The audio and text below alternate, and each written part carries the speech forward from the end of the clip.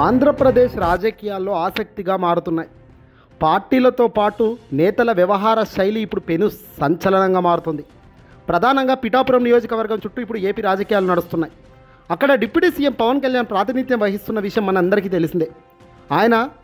ఆయన కోసం త్యాగం చేసిన వర్మ గురించి కూడా తెలిసిందే.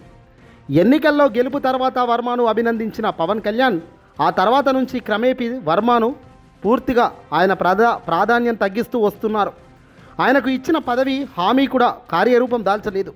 పైగా పిఠాపురం నియోజకవర్గంలో జన సైనికులు పెద్దగా లెక్క చేయడం కూడా లేదు. దీంతో తీవ్ర అసంతృప్తితో ఉన్నారు వర్మ. గెలిపించిన పవన్ కళ్యాణ్తో పాటు తెలుగుదేశం పార్టీ అధినేత చంద్రబాబు నాయుడుపై అసంతృప్తితో ఉన్నట్లుగా సమాచారం అందుతోంది. గట్టి పట్టున్న నేత పిఠాపురం నియోజకవర్గంలో పట్టున్న నాయకుడు వర్మ. గతంలో తెలుగుదేశం పార్టీ టికెట్ ఇవ్వకపోవడంతో ఇండిపెండెంట్గా పోటీ చేసి ఎమ్మెల్యేగా గెలిచిన దమ్మున నాయకుడు ఆయన. అటువంటి వర్మ 2024 ఎన్నికల్లో పిఠాపురం నియోజకవర్గంలో పోటీకి సన్నాహాలు చేసుకుంటున్న సమయంలో నియోజకవర్గం కావాలి అంటూ పవన్ కళ్యాణ్ కోరడం, చంద్రబాబు కూడా విన్నపం మేరకు ఆ త్యాగం చేశారు వర్మ త్యాగం చేయడమే కాదు, పవన్ కళ్యాణ్ గెలుపు కోసం కూడా ఎంతో కష్టపడి కృషి చేసిన వ్యక్తి. అయితే ఇప్పుడు ఇదే వర్మ పవన్ కళ్యాణ్ గెలుపుతో ఎటువంటి సంబంధం లేదని అర్థం వచ్చేలా మాట్లాడారు మెగా బ్రదర్ నాగబాబు. ఇటీవల జనసేన పార్టీకి సంబంధించిన ప్లీనరీ సంచలన వ్యాఖ్యలు చేశారు. ప్లీనరీలో పవన్ కళ్యాణ్ గెలుపులో ఎవరైనా ఉంటారు అనుకుంటే అది వారి కర్మ అంటూ వ్యాఖ్యానించిన నాగబాబు, అది వర్మను ఉద్దేశించి చేసిన కామెంట్ కాదా, ఇది అందరికీ తెలిసిందే. కానీ అటు తర్వాత వర్మ దానిపై స్పందించలేదు.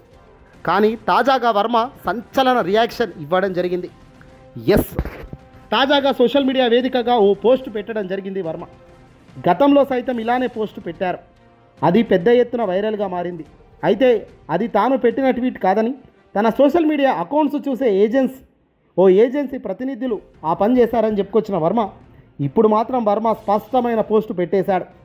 ఇందులో ప్రజలే నా బలం అంటూ ఓ భారీ స్లోగన్ ఇచ్చేశారు.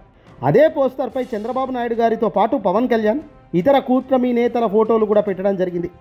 అయితే ఈ ట్వీట్ ద్వారా వర్మ జనసేనకు గట్టి కౌంటర్ ఇచ్చారనే చర్చ కూడా మొదలైంది. అంటే తనకు ప్రజల్లో ఇంకా బలం ఉందని, తన బలం చెక్కు చెదరలేదు అనేటట్టుగా అర్థం వచ్చేలా నా ప్రజలే నా బలం అన్నారు. ఇది దమ్మున్న వ్యక్తికి ఉండాల్సిన లక్షణం. ఇలా ప్రజలే నమ్మకం అన్నది ప్రజల నుంచి వచ్చిన నాయకుడు కాబట్టి అన్నాడు ఈ మాట. ఇదే మాట పవన్ కళ్యాణ్ అనగలడా? ఇదే మాట పవన్ కళ్యాణ్ పిఠాపురం ప్రజలను ఉద్దేశించి నా బలం ప్రజలే అని ఎక్కడైనా చెప్పగలిగాడా? ఇది దమ్మున నాయకుడికి, గెలిచిన వాడిని వీడిని పట్టుకొని పైకొచ్చిన నాయకుడికి ఉన్న తేడా.